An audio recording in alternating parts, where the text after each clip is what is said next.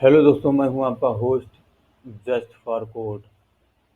तो आ गया हूं दोस्तों आप लोग के लिए जावास्क्रिप्ट सब्जेक्ट का एक और नया चैप्टर लेके। इसमें हम लोग सीखेंगे कि फंक्शन क्या होता है दोस्तों, फंक्शन क्यों बनाते हैं और इसका मेन पर्पज बनाने का क्या है। ठीक है दोस्तों, फंक्शन। तो बिना देरी के चलते हैं और अपने वीएस कोड को ओपन कर लीजिए आप लोग। मैंने तो ओपन कर रखा है। चलते हैं, एक नया फाइल लेते हैं और फंक्शन को समझ लेते हैं। तो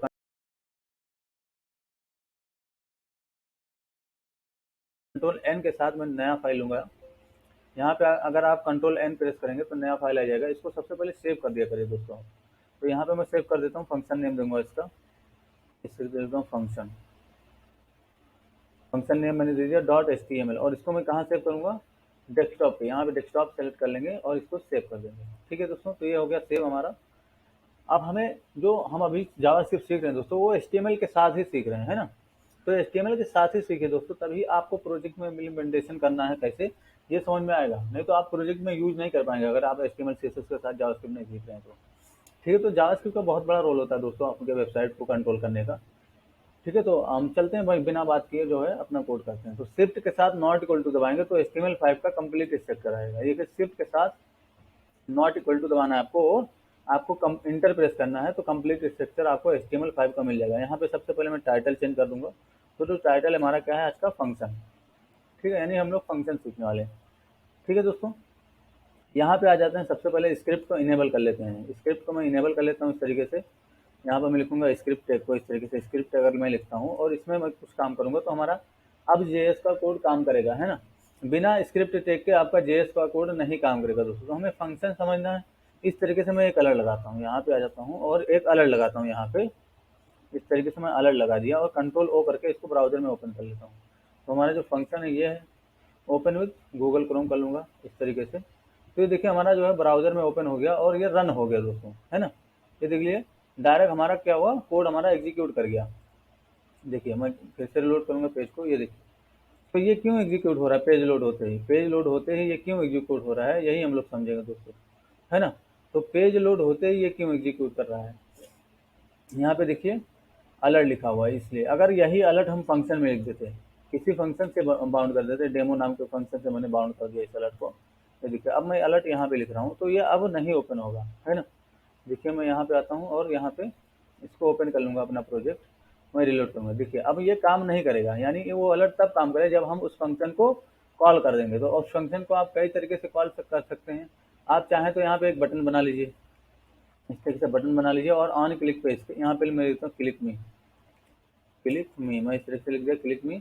और इसके ऑन क्लिक पे डेमो फंक्शन को मैं ऑन क्लिक पे क्या करूँगा, डेमो फंक्शन को मैं कॉल कर दूंगा। तो अब क्या होगा, जब इस पे क्लिक होगा तब वो काम करेगा दोस्तों। मैं रिलोड कर दिया पेज को, यहाँ पे देखिए बटन आ गया है। मैं यहाँ पे जब क्लिक करूँगा तब ये काम करेगा हमारा पेज, है ना। तो फंक्शन क्या होता है, फंक्शन आपके कोड को क्या करता है, बाउंड कर देता है, ब्लॉक कर देता है।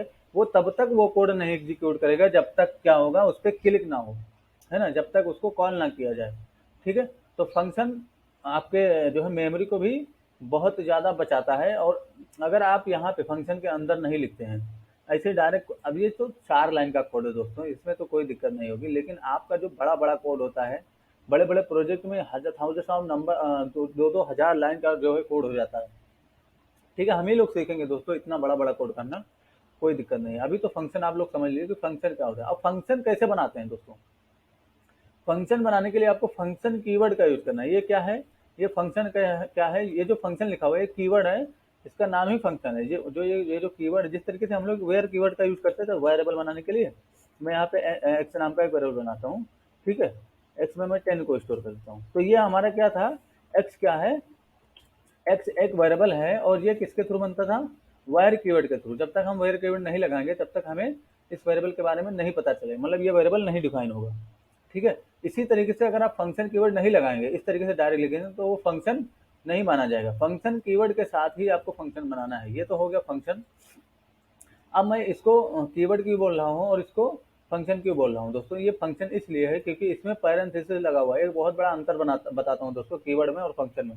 यही पहचान है कीवर्ड पहचानने का और फंक्शन पहचानने का, या मेथड पहचानने का। ठीक है, तो जो मेथड होते हैं या फंक्शन होते हैं, उनमें क्या होता है, पैरेंथेसिस लगा होता है ना। ये भी एक मेथड है दोस्तों, अलर्ट मेथड है। इसमें भी पैरेंथेसिस लगा हुआ है। तो जावास्क्रिप्ट प्री डिफाइंड, ये प्री डिफाइंड मेथड है और ये यूजर डिफाइंड मेथड है, यानी कि इसे हम लोगों ने बनाया है। ये जावास्क्रिप्ट में पहले से मौजूद है। इसी तरीके से जो डॉक्यूमेंट डॉट राइट होता है वो भी एक मेथड होता है, राइट मेथड, उसमें वो भी प्री डिफाइंड मेथड है। इसी तरीके से बहुत सारे मेथड हैं, वो सारे प्री डिफाइंड है। और जो हम लोग फंक्शन बनाते हैं वो यूजर डिफाइंड फंक्शन होता है। ठीक है दोस्तों, तो यहाँ पे वायर कीवर्ड के साथ जिस तरीके से आप वेरिएबल बनाना सीखे थे, उसी तरीके से आपको फंक्शन कीवर्ड के साथ फंक्शन को बनाना है। ठीक है दोस्तों, मैं यहाँ पे एक वेरिएबल और बना लेता हूँ वाई नाम का, और इसमें क्या करूँगा, इसमें मैं 20 को स्टोर कर देता हूँ इस तरीके से। और जेड इक्वल टू क्या करता हूँ, जेड इक्वल टू मैं एक्स प्लस वाई कर देता हूँ, एक्स प्लस वाई, इस तरीके से मैं एक्स प्लस वाई कर दिया।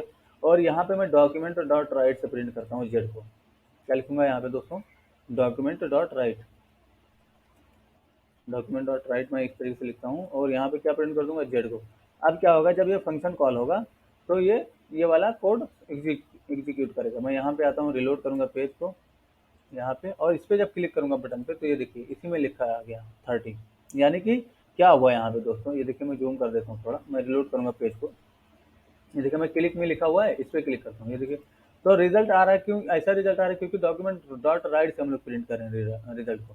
तो फंक्शन आपका तब कॉल काम करता है, इस फंक्शन का कोड तब काम करेगा दोस्तों जब आप इस पर कॉल करेंगे इसको, है ना।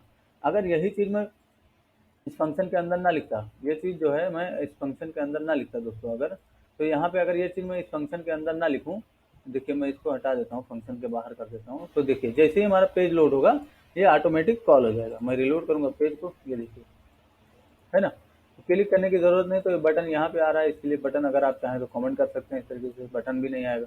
तो छोटा सा फंक्शनलिटी था दोस्तों, आप इसको जरूर समझिए। फंक्शन क्यों कैसे बनाते हैं आप ये समझिए खाली, कि फंक्शन कैसे बनाते हैं। मैं यहाँ पे कंट्रोल एफ करूँगा, ये देखिए, है ना। तो फंक्शन कैसे बनाते हैं, फंक्शन कीवर्ड के साथ और जो भी फंक्शन नेम होगा वो उसके बाद में पैरेंथेसिस लगाना जरूरी है। और ये है फंक्शन की बॉडी, इतना आपको ये जो है यहाँ पे फंक्शन नेम होगा, फंक्शन नेम कुछ भी आप दे सकते हैं, ठीक है।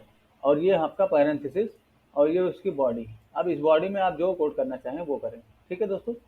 तो आई होप आप लोग को फंक्शन समझ में आ गया होगा कि बनाते हैं। तो फंक्शन का काम क्या है दोस्तों, मेमोरी को आपको बचाता है और अपने आपके कोड को ब्लॉक कर देता है। यानी जब तक आप नहीं चाहेंगे, जब तक उसको कॉल नहीं किया जाएगा वो कोड नहीं चलेगा। तो इसकी वजह से मेमोरी में कोड तब तक नहीं जाता है जब तक वो फंक्शन कॉल नहीं हो जाता है, ठीक है। अगर फंक्शन के बाहर आप कोड लिख देते हैं तो उसको तुरंत मेमोरी में लोड हो जाता है, रैम में, और वो लोड ही रहता है, ठीक है। तो जब तक आपका मतलब प्रोजेक्ट खुला रहेगा तब तक वो रैम में स्टोर रहेगा। लेकिन अगर फंक्शन के अंदर आप कोड करते हैं दोस्तों, तो आपका मेमोरी बचता है। मेमोरी बचता है क्यों, क्योंकि जब तक उस फंक्शन को कॉल नहीं करोगे जब तक वो कोड नहीं चलेगा। और उस फंक्शन को जब कॉल कर दिए तो वो अपना काम खलास करके फिर से मेमोरी को खाली कर देगा, ठीक है दोस्तों। तो आई होप आप लोग को फंक्शन समझ में आ गया होगा दोस्तों। Thanks for watching this video, see you again.